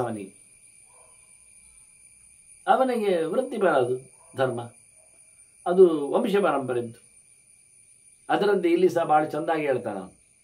ಪಿಶುನನಿಗೆ ಹೇಳಬೇಡ, ಚಾಡಿಗಾರನಿಗೆ ಹೇಳು. ಯಾಕೆ? ಅವನಿಗೆ ಪಿಸುಗುಟ್ಟುವುದೇ ಅವನಿಗೆ ಕೆಲಸ. ಎಂತ ಹೇಳಿಕೊಟ್ರು ಇನ್ನೊಬ್ರು ಹೇಳಿಬಿಟ್ಟೆ ಇದ್ದವ. ಮತ್ತೆ ಹಾಗೆ ಹೇಳ್ತಾನೆ, ಅದು ಯಾರ ಹತ್ರ ಹೇಳಬೇಡಿ ಹೇಳಿದ್ದಾರೆ, ಅದು ರಹಸ್ಯ ಅಂತೆ. ಅದನ್ನು ಹೇಳ್ತಾನೆ ಪುಣ್ಯಾತ್ಮ. ನಾನು ಹೇಳಿದೆ ಹೇಳಬೇಡಿ, ಅದನ್ನು ತಿಳಿಸ್ತಾನೆ. ನನಗೂ ಅವರು ಹಾಗೆ ಹೇಳಿದ್ದು, ನಾನು ಹೇಳಿದ್ದು ಹೇಳಬೇಡಿ ಅಂತ ಹೇಳಿದ್ದವ ನನಗೆ ಸಹ. ಅದು ಅಲ್ಲಿ ಅದನ್ನು ಬಾಯಿ ಬಿಚ್ಚಿದ್ದಾನೆ. ನೀವು ಯಾರು ಹೇಳಿದ್ದು? ಅದು ಇವರು ಹೇಳಿದ್ದು. ಮತ್ತೆ ಅವ್ರು ಹೇಳಿದ್ದಾರೆ ಹೇಳಬೇಡಿ ಅಂತ. ನೋಡಿ ಎಷ್ಟು ಚೆನ್ನಾಗಿದೆ. ಇಂಥವ್ರು ಹೇಳಿದ್ದು ಎನ್ನುವುದನ್ನು ಹೇಳ್ತಾ ಮತ್ತೆ ನಾನು ಕೇಳೋದು ಅವರ ಹತ್ರ. ನನ್ನ ಹತ್ರ ಹೇಳಿ ಕೇಳಿದ್ರ? ಅದೆಲ್ಲ ಇಲ್ಲ, ನಾನು ನಿಮಗೆ ಸುಮ್ಮನೆ ಹೇಳಿದ್ದು, ನೀವು ಹೇಳಬೇಡಿ. ಇವರಿಗೆ ಇದೇ ಕೆಲಸ, ಕಿವಿಯಿಂದ ಕಿವಿಗೆ ಮುಟ್ಟಿಸುವುದೇ ಕೆಲಸ. ಬೇಡ ಅಂದರೆ ಭಾರಿ ಜೋರವರು, ಯಾರಿಗೂ ಹೇಳಬಾರ್ದು. ಆವತ್ತೇ ಅವ್ರು ಹೇಳಿ ಆಗ್ತದೆ, ಕಕ್ಕಿ ಆಗಿರ್ತದೆ. ಅಂಥವರಿಗೆಲ್ಲ ಹೇಳಬೇಡ ಅಂತ. ಮತ್ತೆ ಯಾರಿಗೆ ಹೇಳಬೇಕು ಮಾರಾಯರೆ? ಸುಮಾರು ಜನವನ್ನು ಬೆರಳು ಮೆಣಿಸಿ ಯಾರು ಇಲ್ಲ ಆಯ್ತಲ್ಲ ಈಗ ಸುತ್ತಮುತ್ತಲ ಅವರು. ಒಂದಲ್ಲ ಒಂದು ಅವರಲ್ಲಿ ದೋಷಗಳು ಕೂತಿವೆ ಅಲ್ಲ. ಶ್ಲಾಘಿನೆ, ಯಾರು ಹೆಮ್ಮೆ ಪಡ್ತಾನೆ, ಸಬ್ಜೆಕ್ಟನ್ನು ಮೆರೀತಾನೆ, ಇಷ್ಟಪಡ್ತಾನೆ, ಹೊಗಳ್ತಾನೆ, ಅವನಿಗೆ ಹೇಳು ಶ್ಲಾಘನೀಯಾಯ. ಅವನು ಮತ್ತೆ ಅದನ್ನು ಕಲಿತು ಅವನು ಹೊಗಳಿಕೆ ಪಾತ್ರನಾಗಬೇಕು, ಯೋಗ್ಯನಾಗಬೇಕು, ಸನ್ಮಾನಕ್ಕೆ ಅರ್ಹನಾಗಬೇಕು. ಒಳ್ಳೆ ಪಾತ್ರ ಅದು ಆದರೆ ಕೊಡಲಿಕ್ಕೆ ಅಡ್ಡಿ ಇಲ್ಲ. ಮೆಚ್ಚಿಕೊಳ್ತಾನೆ ಅಂತಾದರೆ ಅದನ್ನು ಹೇಳಿಬಿಡು. ಬೈದುಕೊಳ್ಳುವವರಿಗೆ, ಅದನ್ನು ನಿನ್ನೆ ಮಾಡುವವರಿಗೆ, ಬದಿಗಿಡ ಹೇಳುವವರಿಗೆ ಯಾಕೆ ಹೇಳಬೇಕು? ನಿಮ್ಮೊಂದು ಶುರು ಮಾಡಿದ ಮಾರೆ ಸೂತ್ರ ಪ್ರಪಂಚ ಅಂತ. ಯಾರಿಗೆ ಬೇಕು ಈ ಸೂತ್ರ ಸಮೀಕ್ಷೆ ಹೇಳಿದರೆ? ಬೇಡ, ಹೇಳೋದು ಬೇಡ. ಹಾಗೆ ಬಹಳ ಚೆನ್ನಾಗಿ ಕೇಳುಗನಿಗೆ ಕೇಳುವ ಕತೆ ಬೇಕು, ಮೆಚ್ಚುಗೆ ಇರಬೇಕು, ಅವನು ಮೆಚ್ಚಲಿಕ್ಕೆ ಪಾತ್ರನೂ ಆಗಬೇಕು. ಸುಮ್ಮನೆ ಕೇಳಿದ ಬಿಟ್ಟಲ್ಲ, ಅವು ಕೇಳಿದ ಅಂತ ಮೆಚ್ಚಲ್ಪಡಬೇಕು ಜನರಿಂದ. ಮತ್ತೆ ಪ್ರಶಾಂತಾಯ ತಪಸ್ವಿನೇ, ಫ್ರೀ, ನೆಮ್ಮದಿ, ಟೆನ್ಷನ್ಲೆಸ್ ಮನುಷ್ಯ. ನಾವಿವತ್ತು ರೋಗಿಗಳ ಹತ್ತಿರದಲ್ಲಿ ನಿಮಗೆ ನಾನು ವೇದಾಂತವನ್ನು ಹೇಳುತ್ತೇನೆ ಹೇಳಿದರೆ ಭಯ ಅಂತ ನಾವು. ಯಾಕೆ? ಅವರಿಗೆ ರೋಗವೇ ಸಂಕಟವೇ ಜಾಸ್ತಿ ಆಗ್ತಾ ಉಂಟು. ಅಲ್ಲ, ಸತ್ಯ, ರೋಗ ನಿವೃತ್ತಿ ಆಗ್ತದೆ ಇದನ್ನು ಕೇಳಿ ಅಂದರೆ ಯಾರು ತಯಾರಿಲ್ಲ ನೋಡಿ. ರೋಗಿ ಕೇಳುವುದಿಲ್ಲ, ನಾವು ಹೇಳಿದ್ದಷ್ಟೇ. ರೋಗಿ ಹೊತ್ತಿನಲ್ಲಿ ಮಾಡಲಿಕ್ಕೆ ಬಂದದ್ದೆಲ್ಲ ಬೇಕಾದಷ್ಟು ಅನುಕೂಲ ಆಗ್ತದೆ, ಆಗ ಅವನು ಮಾಡುವುದಿಲ್ಲ ಅನುಕೂಲ. ಎಷ್ಟೋ ಜನ ಹಾಗೆ ಸಾಧನೆಯನ್ನು ನಡೆಸಿಕೊಡುವಲ್ಲಿ ಸೋಮಾರಿತನವನ್ನು ಪ್ರದರ್ಶಿಸ್ತಾರೆ. ಅದರಿಂದ ಪ್ರಶಾಂತಾಯ ತಪಸ್ವಿನಿ, ದೇಹವನ್ನು ದಂಡಿಸಿಕೊಳ್ಳುವ ಸಾಮರ್ಥ್ಯವುಳ್ಳವನಿಗೆ, ಓದುವ ತಾಳ್ಮೆ ಉಳ್ಳವನಿಗೆ, ಚಿಂತನೆಗೆ ತನ್ನನ್ನು ಒಗ್ಗಿಕೊಳ್ಳುವವನಿಗೆ ಹೇಳು ಮಾರಾಯ ಅಂತಾನೆ. ಇದಂ ಪ್ರಿಯಾಯ ಪುತ್ರಾಯ ಶಿಷ್ಯಾಯ ಅನುಗತಾಯ ಚ. ಬೆನ್ನ ಹಿಂದೆ ಬರುವವನಿಗೆ, ಉಪಸತ್ತಿ ಮಾಡುವವನಿಗೆ, ಹೇಳಿದಂತೆ ನಡೆಸಿಕೊಡುವವನಿಗೆ, ನಾಳೆ ಉಳಿಸಿಕೊಳ್ಳುವವನಿಗೆ, ಮಗನಾದವನಿಗೆ, ರಕ್ಷಣೆ ಮಾಡುವವನಿಗೆ ಇದನ್ನು ಕೊಡು, ಎತ್ತಿಕೊಡು. ರಹಸ್ಯ ಧರ್ಮ ವಕ್ತವ್ಯಂ ನಾಣ್ಯಸ್ಮೈತು ಕಥಂಚನ. ಇನ್ಯಾರಿಗೆ ಕೊಡಬೇಡ, ಇದು ರಹಸ್ಯ, ಇದು ದೇವರ ವಿಷಯ. ಅಲ್ಲ, ಅವರು ದುಡ್ಡು ಕೊಡ್ತೇನೆ ಹೇಳಿದ್ದಾರೆ, ಕೊಡ್ಲಿಯಾ? ಬಾಯಿ ಮುಚ್ಚ ಅಂದ್ರು ಇವರು. ಹಾಗೆಲ್ಲ ಇಲ್ಲ ಅಂತಾರೆ, ಹಾಗೆಲ್ಲ ಆಗುವುದಿಲ್ಲ. ಯದ್ಯಪ್ಯಸ್ಯ ಮಹೀಂ ದದ್ಯಾತ್ ರತ್ನಪೂರ್ಣ. ಇಮಾಮ್ನರ ಈ ಕಾಣುವ ನೆಲವನ್ನು ರತ್ನದಲ್ಲಿ ತುಂಬಿಸಿ ಇಡೀ ಊರೇ ದೇಶವೇ ಇಡೀ ನೆಲವನ್ನೇ ದಾನ ಮಾಡ್ತಾನೆ ಒಬ್ಬ. ಅದರಲ್ಲಿ ಸಂಪತ್ತನ್ನು ಹಾಗೆ ಇರಿಸಿಯೇ ಕೊಡ್ತಾ ಇದ್ದಾನೆ. ಇದೊಂಚೂರು ಹೇಳಿಬಿಡ್ತೀಯ, ಇದನ್ನು ದೇವರ ವಿದ್ಯೆಯನ್ನು ಕಲಿಸಿಕೊಡ್ತೀಯ ಹೇಳಿದ್ರೆ ಅದು ಬೇಡ ಅಂತ. ಇದಮೇವ ಪರಂ ಶ್ರೇಯ ಇತಿ ಮನ್ಯೇತ ತತ್ವ ಇತ್ತು. ಇದೇ ಶ್ರೇಷ್ಠ, ಇದೇ ಒಳಿತು, ಇದೇ ದೊಡ್ಡದು ರಹಸ್ಯ. ಇಡೀ ಪ್ರಪಂಚಕ್ಕಿಂತ ಮಿಗಿಲಾದ ಸಂಗತಿ ಇದು ಅಂತ ಯಾರು ಒಪ್ಪಿಕೊಳ್ಳುತ್ತಾನೆ ಅಂತ ಅರಿಕೊಡು. ಇದಕ್ಕಿಂತ ಮಿಗಿಲಾದ್ದುಂಟು ಮಾರಾಯ, ಹೇಳ್ತೇನೆ. ಅಥವಾ ಗುರುತರಾರ್ಥಂ ತತ್, ಅದು ದೇವರು ವ್ಯಾಪ್ತನಾದದ್ದು, ಎಲ್ಲೆಡೆ ತುಂಬಿದವನು, ಅವರ ಬಗ್ಗೆ ಅವನ ಅಧ್ಯಾತ್ಮಂ ಅತಿ ಮಾನುಷಂ, ಅದು ಮನುಷ್ಯ ಲೋಕಕ್ಕೆ ಸಿಗುವುದಿಲ್ಲ. ಸಾಮಾನ್ಯ ಮನುಷ್ಯರಿಗೆ ಯೋಚನೆ ಮಾಡಿಕೊಳ್ಳುವಂಥದ್ದಲ್ಲ, ಅದು ಅಧಿಕಾತ್ಮನ ವಿಷಯ. ಎತ್ತನ ಮಹರ್ಷಿಭಿಹಿ ಜುಷ್ಟಂ, ಕಾಡಿನಲ್ಲಿ ಕೂತ ಋಷಿಗಳು ಅಲ್ಲ, ಮಹಾಋಷಿಗಳು. ಋಷಿಗಳಲ್ಲೇ ಶ್ರೇಷ್ಠರೆನಿಸಿಕೊಂಡವರೆಲ್ಲ ಕಂಡದ್ದು ಕೇಳಿದ್ದು ತಿಳಿದುಕೊಳ್ಳುವಂಥದ್ದು ಪ್ರೀತಿಸುವಂಥ ಸಂಗತಿ. ವೇದಾಂತೇಶು ಚ ಗೀಯತೆ, ಇದು ವೇದಾಂತ ಪ್ರಪಂಚದಲ್ಲಿ ಇದರ ಹಾಡು ಕೇಳುತ್ತದೆ, ಇದರ ಸೊಲ್ಲು, ಇದರ ನುಡಿ, ಇದರ ವಿಷಯ ಹಬ್ಬಿದೆ. ಅದನ್ನು ಹೇಳ್ತೇನೆ. ತತ್ತೇಹಂ ಸಂಪ್ರವಕ್ಷ್ಯ ಯನಮಾಂ ತ್ವಂ ಪರಿಪೃಚ್ಛಸಿ, ನೀನು ಮತ್ತೆ ಮತ್ತೆ ನನ್ನನ್ನು ಕೇಳ್ತಾ ಇರುತ್ತೀರ ಅಧ್ಯಾತ್ಮ ಹೇಳಿ ಅಂತ. ಅದಕ್ಕೆ ನಾನು ಹೇಳ್ತೇನೆ ಕೇಳು ಅಂತ. ಇದೆಂಥದ್ದು? ಇದು ಪ್ರಪಂಚ, ಎಲ್ಲ ಕೊಟ್ಟರು ಸಾಲದು ಹೇಳಿದ್ದಲ್ಲ ದೇವರ ವಿಷಯದಲ್ಲಿ. ಹೌದು, ಪ್ರಪಂಚದಲ್ಲಿ ಎಂತುಂಟು? ಪಂಚಭೂತಗಳುಂಟು, ಇಟ್ಟುಕೋ. ಅವುಗಳನ್ನು ಮಹಾಭೂತಗಳು ಕರೀತಾರೆ. ಮಹಾಭೂತಾನಿ ಭೂತಾನಾಂ ಸಾಗರಸ್ಯವರ್ಮಯೋ ಯಥಾ. ಸಮುದ್ರದಲ್ಲಿ ಅಲೆಗಳು ಬರ್ತಾ ಇರ್ತದೆ. ಹಾಗೆ ಪಂಚಭೂತಗಳು ಸಹ ಮನುಷ್ಯ ಪ್ರಪಂಚದಲ್ಲಿ, ಭೂತಗಳಲ್ಲಿ, ಚರಾಚರಗಳಲ್ಲಿ ಇದೆ. ಬಂದಿದೆ, ಸೇರ್ತದೆ, ಬೀಳ್ತದೆ. ಹಾಗೆ ಸಾಗರದ ಅಲೆಯಂತೆ ಮನುಷ್ಯನಲ್ಲಿ ಪಂಚಭೂತಗಳ ಮೇಳನ ತೆಗೆದಾಗಿ ಉಂಟು, ಮತ್ತಷ್ಟು ಇದೆ. ಈ ರೀತಿಯಾಗಿ ಬಹಳ ಚಂದವಾಗಿ ಈ ಪಂಚಭೂತಗಳು ಎಲ್ಲಿ ನೇರಗೊಂಡಿವೆ ಅಂತ ಹೇಳುತ್ತಾ, ಪ್ರಸಾರ್ಯೇಹ ಯಥ ಅಂಗಾನಿ ಕೂರ್ಮಃ ಸಂವರತೆ ಪುನಃ, ಹಬ್ಬಿದೆ ಸೂಕ್ಷ್ಮ ಆಗ್ತದೆ. ಕೂರ್ಮ ಹೇಗೆ ಕೈಕಾಲುಗಳನ್ನೆಲ್ಲ ಹೊರಗೆ ಚಾಚಿದ್ರೆ ಒಂದಿಷ್ಟು ಅಗಲ ಆಗ್ತದೆ, ಎಲ್ಲವನ್ನು ಒಳಗೆ ಹಿಡ್ಕೊಂಡು ಸುಮ್ಮನೆ ಕೂತ್ಕೊಳ್ತದೆ. ಹಾಗೆ ಪಂಚಭೂತಗಳು ಎಲ್ಲ ಕಡೆ ತುಂಬಿವೆ. ಮಣ್ಣು, ನೀರು, ನೆಲ, ಬೆಂಕಿ, ಗಾಳಿ, ಆಕಾಶಗಳೆಲ್ಲ ಎಲ್ಲ ಪ್ರಾಣಿ ಪ್ರಪಂಚದಲ್ಲಿ ಮರಮಟ್ಟುಗಳಲ್ಲಿ ಉಂಟು. ಸಮುದ್ರದ ಅಲೆಗಳಂತೆ ಸಂಕೋಚ ವಿಕಾಸ ಆಗ್ತದೆ. ತದ್ವತ್ ಮಹಾಂತಿ ಭೂತಾನಿ ಯವೀಯಸ್ಸು ವಿಕುರ್ವತಿ. ಸಣ್ಣದ್ರಲ್ಲಿ ಸೂಕ್ಷ್ಮ ಪ್ರಮಾಣದಲ್ಲಿದೆ, ದೊಡ್ಡದ್ರಲ್ಲಿ ಬೃಹತ್ ಪ್ರಮಾಣದಲ್ಲಿದೆ. ಸತ್ತ ಬಳಿಕವೂ ಸಾಯುವಲ್ಲಿಯೂ ಇದು ಸೇರಿಕೊಳ್ತದೆ, ಇರ್ತದೆ, ಬರ್ತದೆ, ಕೆಲಸ ಮಾಡ್ತದೆ. ಇದನ್ನು ಭಗವತ್ಪರವಾಗಿ ಚಿಂತನೆಯಲ್ಲಿ ತಂದಿದ್ದಾರೆ ವಿಶೇಷವಾಗಿ. ಹಾಗೆ ಅತ್ಯಂತ ಎತ್ತರವಾದಂತಹ, ಅತ್ಯಂತ ರಹಸ್ಯವಾದ, ಎಲ್ಲವನ್ನು ಒಳಗಿಟ್ಟುಕೊಳ್ಳುವಂತೆ, ಸಾಯುವಾಗಲೂ ಸತ್ತ ಬಳಿಕ ಒಟ್ಟು ಹೋಗುವಾಗಲೂ ಮಹಾಭೂತಗಳು, ಪಂಚಭೂತಗಳು ಅವನೊಟ್ಟಿಗೆ ಸೂಕ್ಷ್ಮವಾಗಿದ್ದೇ ಇರ್ತವೆ. ಪಂಚಭೂತಗಳಿಂದ ಹೊರಗೆ ಹೋಗ್ಲಿಕ್ಕೆ ಬರುವುದೇ ಇಲ್ಲ, ಯಾರಿಗೂ, ಎಲ್ಲಿಯೂ, ಹೇಗೂ. ಇದು ಮುಖ್ಯ. ಇದು ತನ್ಮಯಮೇವೇದಂ ಸರ್ವಂ ಸ್ಥಾವರ ಜಂಗಮಂ. ಇಡೀ ಜಗತ್ತು ಹಾಗೆ. ಸರ್ಗೇ ಚ ಪ್ರಳಯೇ ಚೈವ ತಸ್ಮಿನ್ ನಿರ್ದಿಶ್ಯತೆ ತತ. ಪಂಚಭೂತಗಳ ಜೊತೆಯಲ್ಲಿ ಸೃಷ್ಟಿ ಸಂಹಾರ ಮಾಡಿದವ ಭೂತಕೃತ ಅಗರೋತ್ತಾತ ವೈಷಮ್ಯಂ ಯದನು ಪಶ್ಯತಿ. ಇದನ್ನೆಲ್ಲ ಮಾಡಿದವನಾರು ವ್ಯತ್ಯಾಸ. ಸ್ಥಾವರ ಜಂಗಮಗಳೆಲ್ಲೂ ಪಂಚಭೂತಗಳು ಹೇಳಿದರೆ, ಕ್ರಿಮಿಕೀಟಗಳೆಲ್ಲ ಪಂಚಭೂತಗಳಿಂದ ಅಂದರೆ ಮನುಷ್ಯನ ಆಕಾರ ಹೇಗೆ? ಮರಮಟ್ಟುಗಳ ಆಕಾರ ಹೇಗೆ?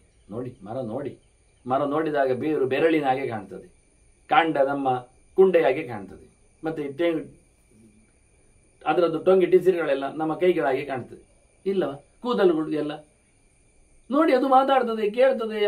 ಏನು ವಿಚಿತ್ರ! ಅಡ್ಡ ಸಿಗಿಲ್ಲದೆ ಮನುಷ್ಯನ ಮೈಯಾಗಿ ಚರ್ಮಗಳ ಕತೆ ಕಾಣ್ತದೆ. ಹಾಗಾಗಿ ಎಲ್ಲ ಒಂದೇ ನಮೂನಿ ವೈಷಮ್ಯ ಬಂದದ್ದು, ಅದು ದೇವರು ಮಾಡಿ. ಒಂದೊಂದು ಬಗೆ, ಒಂದೊಂದು ಕಲರ್, ಒಂದೊಂದು ಆಕಾರ, ಒಂದೊಂದು ವಿಷಯ, ಎಲ್ಲ ವಿಚಿತ್ರ ಜಗತ್ ಬೌಧಾಕರಣ ಪರಶಕ್ತಿರನಂತ ಗುಣಪರಮಃ ಅಂತ. ಅದು ದೇವರು ಮಾಡಿದ್ದು ವ್ಯತ್ಯಾಸದ್ದು ಲಕ್ಷಣ ಗೊತ್ತಾಗ್ತದೆ. ಶುಕ ಕೇಳ್ತಾನೆ, ಕಥಂ ತದ್ದು ಬಲಕ್ಷಯ, ಗೊತ್ತಾಗೋದು ಹೇಗೆ? ವ್ಯಾಸ ಹೇಳ್ತಾರೆ, ಗೊತ್ತಾಗ್ತದೆ ಮಾರಾಯ. ಪಂಚಭೂತಗಳ ನಮೂನೆ ನೋಡು. ಶಬ್ದ ಶ್ರೋತ್ರಂ ತಥಾ ಕಾನಿ ತ್ರಯಂ ಆಕಾಶ ಸಂಭವ. ಇನ್ನೊಮ್ಮೆ ಹೇಳಿದ್ದ ನಾವು, ಭೀಷ್ಮರು ಹೇಳಿದ್ದಾರೆ. ಆಕಾಶದ ವಿಷಯ ಏನು? ಕೇಳುವುದು ಶಬ್ದ, ಕೇಳಿಬೇಕಾದ್ದು ಕಿವಿ, ಅದರಲ್ಲಿ ಮತ್ತೆ ಇರುವಂಥದ್ದು ಜಾಗ, ಇಲ್ಲಾದರೆ ಆಗುವುದಿಲ್ಲ. ಇದು 3 ಅಲ್ವಾ. ಹಾಗೆ ಪ್ರಾಣಶ್ಚೇಷ್ಟ ತಥಾ ಸ್ಪರ್ಶ ಏತೆ ವಾಯುಗುಣಾಸ್ತ್ರಯ. ಪಂಚಭೂತದಲ್ಲಿ ವಾಯುವಿನ ಗುಣದಲ್ಲಿ ನಮ್ಮಲ್ಲಿ ಕಾಣುವಂಥದ್ದೇನು? ಚೇಷ್ಟೆ, ಗಾಳಿದ್ದಾಗ, ಮತ್ತೆ ಪ್ರಾಣ, ಮತ್ತೆ ಸ್ಪರ್ಶ, ಮುಟ್ಟಿದ್ದು ಗೊತ್ತಾಗ್ತದೆ. ರೂಪಂಚಕ್ಷು ವಿಪಾಕಶ್ಚ ತ್ರಿಧಾ ಜ್ಯೋತಿರ್ವಿಧೀಯತೆ. ಬೆಂಕಿ 3 ಪ್ರಕಾರದಲ್ಲಿ ಕಾಣ್ತದೆ. ಒಂದು ರೂಪ, ಅದರದ್ದು ಗುಣ, ಇನ್ನೊಂದು ಕಣ್ಣು, ಮತ್ತೆ ಒಳಗಿನ ಹೊಟ್ಟೆಯಲ್ಲಿಯ ಪಾಕವನ್ನು ಮಾಡತಕ್ಕ ಬೆಂಕಿ, ಬಿಸಿ. ರಸೋತರಸನಂ ಸ್ನೇಹ, ನಾಲಿಗೆ, ರಸ, ಅದರಲ್ಲಿನ ಪಸೆ. ಗುಣಸ್ಥೇತೆ ತ್ರಯೋಂಬಸ, 5 ನೀರಿನದ್ದು 3. ಮತ್ತೆ ಗ್ರೇಯಂ ಗ್ರಾಣಂ ಶರೀರಂಚ ಭೂಮೇ ಏತೆ ಗುಣಾತ್ರಯ. ಭೂಮಿಯ 5 ಗುಣಗಳು ಯಾವುದು? ಮೂಗು, ಮೂಗಿನಲ್ಲಿ ಕೇಳುವ ಕಾಣುವ ಗಂಧ, ಆನಂತರ ಈ ದೇಹ, ಇದು ನೆಲದ್ದು, ಮಣ್ಣಿತ್ತು. ಹೀಗೆ ಇವೆಲ್ಲ ಇಟ್ಟುಕೊಂಡು ಲೆಕ್ಕಾಚಾರ ಮಾಡಿಕೊಂಡ್ರೆ ವಿಶೇಷವಾಗಿ ಇದರಲ್ಲಿ 5 ಜ್ಞಾನೇಂದ್ರಿಯಗಳಿಗೆ 5 ವಿಷಯಗಳು ಸಂಪರ್ಕವನ್ನು ಪಡಿತವೆ. 5 ಭೂತಗಳು 5 ವಿಷಯಗಳಿಗೆ ಸೇರಿಕೊಳ್ತವೆ. ಶಬ್ದ, ಸ್ಪರ್ಶ, ರೂಪ, ರಸಗಂಧಗಳು, ಆಕಾಶದದ್ದು ಗುಣ ಶಬ್ದ, ರೂಪ ಬೆಂಕಿದ್ದು, ಸ್ಪರ್ಶ ವಾಯಿದ್ದು, ರಸ ನಾಲಿಗೆ ರಸದ್ದು, ಅದು ನೀರಿದ್ದು, ಅದರೊಟ್ಟಿಗೆ ನೆಲದ್ದು ಗಂಧ. ಇದರೊಟ್ಟಿಗೆ ಮನಸ್ಸು, ಅದರದ್ದು 3 ಉಂಟು. ಮನೋಬುದ್ಧಿ ಸ್ವಭಾವಶ್ಚ ತ್ರಯೇತೆ ಮನೋಮಯ.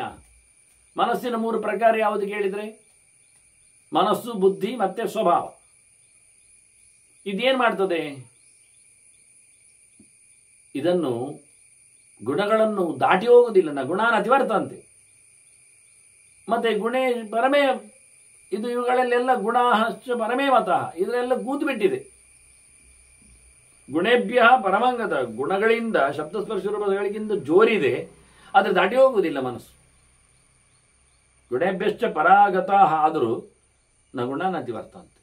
ಈ ರೀತಿಯಾಗಿ ದೇಹದಲ್ಲಿನ ಚಿಂತನೆಗಳನ್ನು, ಇದನ್ನು ಭೂತಕೃತ್ ಭಗವಂತನ ಚಿಂತನೆ ನೆಲೆಯಲ್ಲಿ ವ್ಯಾಸರು ಹೇಳುತ್ತಾರೆ ಮತ್ತು ಇದರ ವಿವರಣೆಗಳನ್ನು ನೀಡುತ್ತಾರೆ. ಅದನ್ನು ಮತ್ತೆ ನಾಳೆ ಸೇರಿದಾಗ ವಂದನೆಗಳೊಂದಿಗೆ ಶ್ರೀಕೃಷ್ಣ ನಾರಾಯಣ ನಾರಾಯಣ.